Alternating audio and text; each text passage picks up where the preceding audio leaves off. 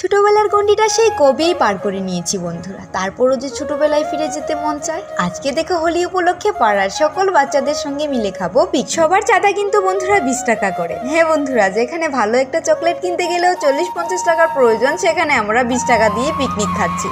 তো তার জন্যই বন্ধুরা এখানে দেখো ত্রিপল টাঙিয়ে নেওয়া হয়েছে, আর এই খোলা আকাশের নিচে পিকনিক খেতে কিন্তু খুব ভালো লাগে। তারপর দেখো এখানে একটু রং খেলে নিচ্ছি বাচ্চাদের সঙ্গে। রং খেলে ভূত হয়ে বন্ধুরা নাচানাচিও কিন্তু বাদ দিলাম না। তো নেচে টেচে বন্ধুরা স্নান টান সেরে আবারও চলে আসলাম সেই জায়গায়। তো এখন শুরু হবে রান্না বান্নার পর। ছোট ছোট বাচ্চাদের সঙ্গে পিকনিক খেলে দায়িত্বটা একটু বেশিই থাকে, তারপরও বন্ধুরা এইবার কিন্তু তারাও অনেক দায়িত্ব পালন করেছে, প্রচুর পরিমাণে আমাদেরকে হেল্প করেছে। তো বন্ধুরা এখানে দেখো মাংসটা কষিয়ে নিচ্ছি, আর তারপর রান্না বান্না শেষ বন্ধুরা। এখন সমস্ত বাসন কোসন ধুয়ে নিচ্ছি।